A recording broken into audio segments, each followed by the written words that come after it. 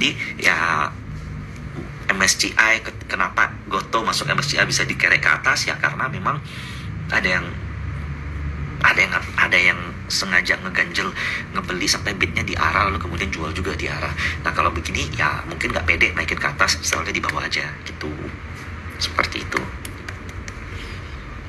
Jadi Arto kedepannya gimana? Karena inflow dari foreign udah selesai, maka kalian mungkin ini udah akan susah nih kalian lihat nih. Nah sementara menurutku Arto ya bakal koreksi dulu, koreksinya sampai mana saya belum tahu. Nah so kita pantau bareng. Kalau seandainya memang kalian udah kira-kira melihat bottom Arto udah selesai, ya kabarin saya juga, saya mau tahu gitu, karena saya belum tahu nih bottom Arto di berapa. Kalau dibilang 3.000 bisa juga, dibilang 2.800 bisa juga, dibilang di MA 200 bisa juga, atau balik ke sebelum, atau di sini nih balik ke yang gap di bawah ini nih, ada gap di bawah ya bisa juga. Nah saya sendiri belum tahu bottomnya di mana, tapi kalau saya lihat sih target ke 3.500 ya masih mungkin untuk Arto gitu. Lalu Pegeo,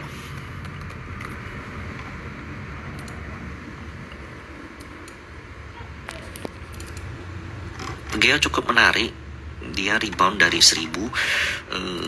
Hari ini juga foreign ya, most likely foreign yang nampungin. MACD sih belum, kalau dari MACD, tapi soon mengarah ke, ini kalau rebound ini ke 1.100 lewat ke 1.200 lumayan. Pegeo 1.150 lah. Hari ini ada lokalan yang beli lumayan kenceng. 1.040, 1.050 ya 1.150 bisa Pegeo.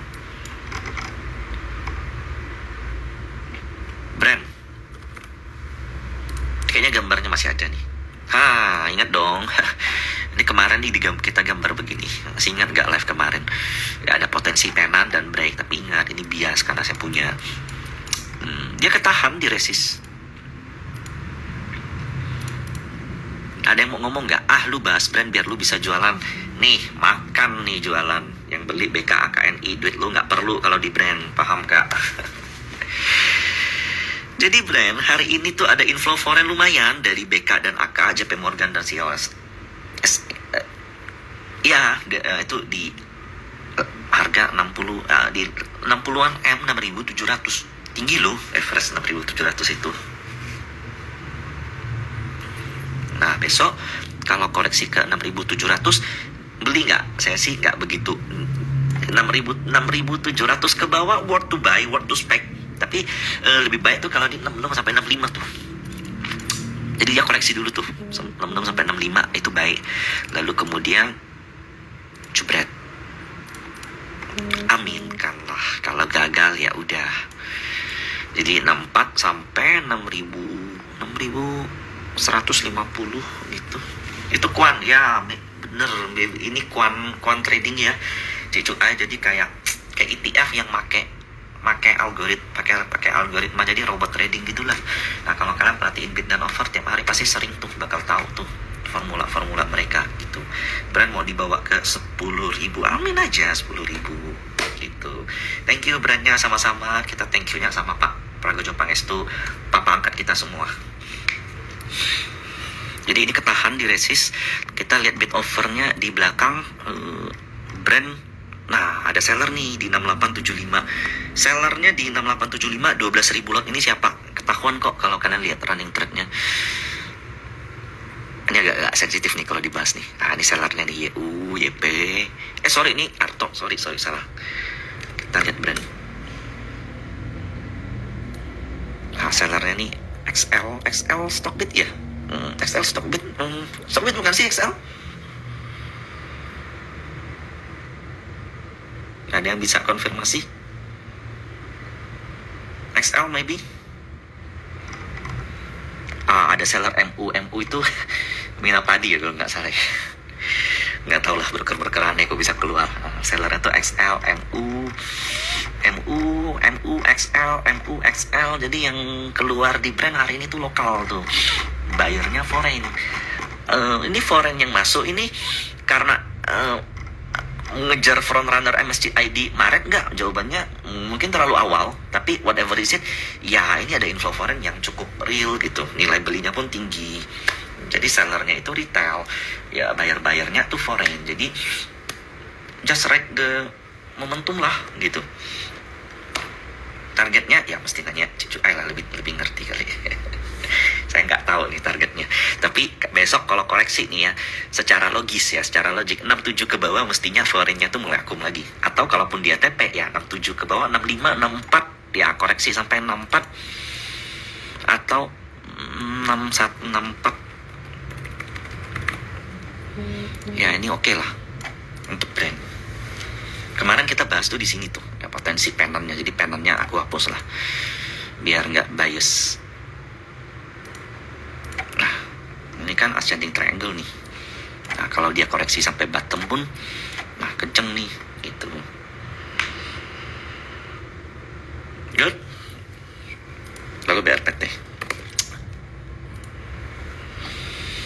Nah BRPT hari ini juga inflow foreign 105 M. Lalu ada lokalan ikut, ada seller juga, foreignnya cukup kenceng juga sellernya di AK 80-an M. Ya ini mungkin ada rebalancing lah, ada faktor rebalancing.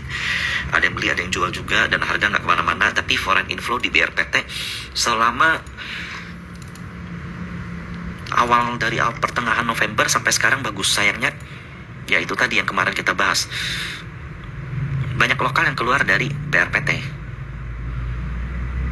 Nah kalau kalian mau beli 1000 ke bawah, oke, 1000 sampai MA 200. Nah targetnya ke 1200 most likely menurut saya make sense. Target yang cukup make sense lah. Nah nikel ini kan udah 2 hari rebound. Kemudian menarik nih MDKA. Jadi kan dari perhitungan CLSA ya, MDKA harusnya hari ini tuh outflow 300M. Dan bener MDKA tuh ada outflow kurang lebih 300M. Kalian lihat ini RX Macquarie, CLSA, KISI, KZ apa aku lupa, NI. Ini kalau dihitung-hitung hampir 300. Tapi yang ngebeli juga ZP 284M. Kemudian JP Morgan 51M, PD 42M, IPOT, ada Cipta Dana beli 22M net buy. Sorry salah. Ini ZP masuk 300M. Ini outflow kurang lebih 300M. Ini ada YU, ada PD. Jadi foreign 2 yang di atas ini 314M. Dan menariknya bukan hanya itu, cross di 2530, bidnya ada 50.000 lot. 50.000 lot tuh berapa M tuh, kalian hitung sendirilah. Jadi MDKA saat ini tuh ada yang cover. Nah posisinya juga ya lumayan bottom lah. MDKA ini kalau koreksi ini 2450 sampai 2322 itu saya suka. Menarik karena ini udah mulai kelihatan flow-flow yang masuk. Kalau kalian lihat running trade ya, sebenarnya seharian tuh kayak MDKA tuh menariknya tuh ini nih salah satu cara lihat inflow nih, kalian lihat nih. Ini brand pula. Nah kalau MDKA kan nilainya kenceng tuh, sahamnya 2.500, harga 2.500 nih. Ada yang beli nih 580 lot, ada yang beli 100-an lot. Kemudian nih inflow nih masuk nih 400 lot, 100 lot yang beli CC. Ini sayang nih, kita nggak bisa lihat di live trading ya. Tuh CC beli lagi 1000 lot, 500 lot, 1000 lot MDKA itu gede loh. 1000 lot MDKA itu berapa ya? Kalian hitung dah. Tuh ini 1000 lot lagi, ini 1300 lot tuh. Jadi memang ada inflow yang cukup kuat di MDKA saat ini. Jadi ada potensi bottoming menyusul harga nikel yang mulai rebound. Kalau katalisnya apa ya aku belum tahu. Jadi belum ada. Kayaknya yang strong banget untuk MDKA belum ada sih. Gitu.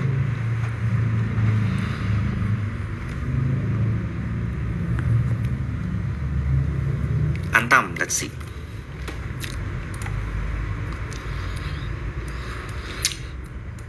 Lumayan reboundnya. Mau masuk di mana?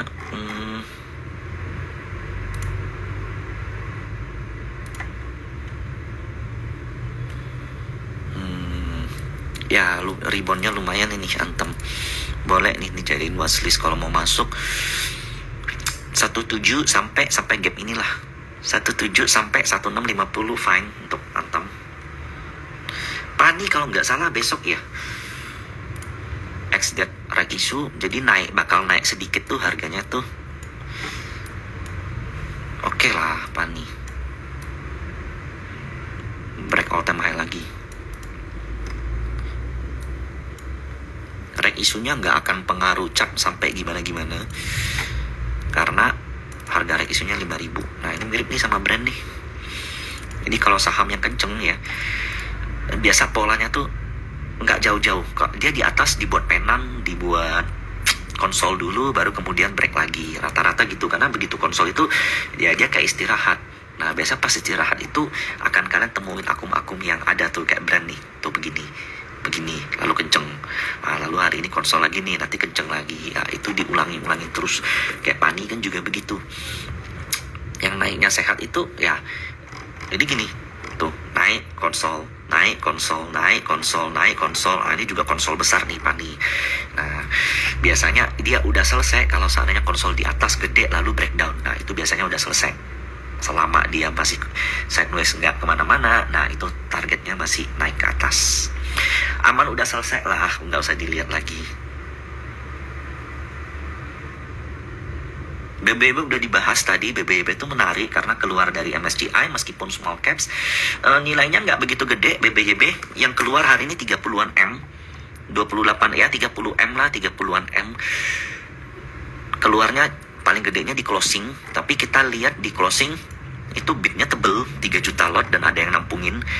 Apalagi sebelum MSCI hari ini selesai, tuh ada yang kontra, namanya kontra flow. Jadi meskipun dikeluarin dari MSCI, ada pihak lain yang kayak mau ngelawan outflow itu. Dan hari ini hari terakhir outflow, jadi besok tuh nggak ada foreign keluar lagi tuh mestinya gitu. Jadi menurutku BBYB besok ya merah sedikit, habis itu hijau menurutku.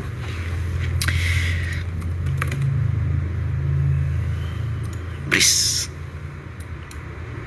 gitu-gitu aja, tapi menarik lah karena belakangan tuh foreign di Breeze tuh agak agresif tuh.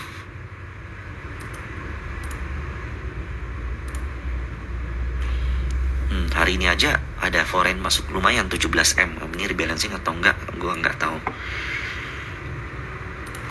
ASI keluar dari Sri Kahati kalau nggak salah. Flow Sri Kahati itu cukup kuat rupanya. Jadi hari ini pun dia kena rebalancing. Jadi kemarin saya udah stop loss tuh di area 5.500, selesai lah.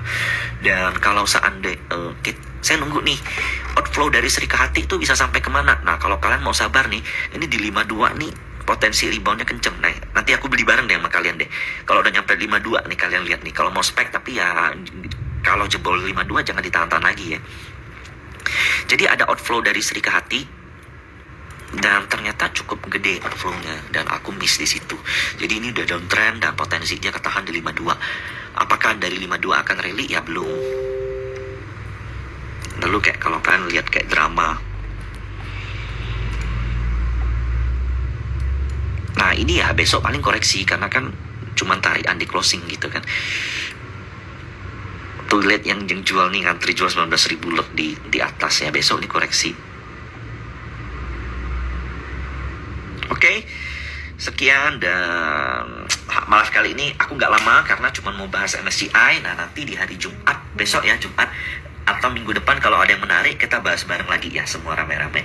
Kalau memang ada saham yang bagus kalian siapin list kalian kemudian tanya bareng. Kalau seandainya memang menarik kita bahas bareng. Kalau mau spam juga boleh. Contohnya kalian mau bahas saham apa? Mau bahas saham mami terus. Siapa tahu bisa jadi topik kita bareng, kita buat plan bareng. Oke? Aku udah mau jalan semuanya dan aku ucapkan thank you semuanya. Semoga membantu dan selamat malam.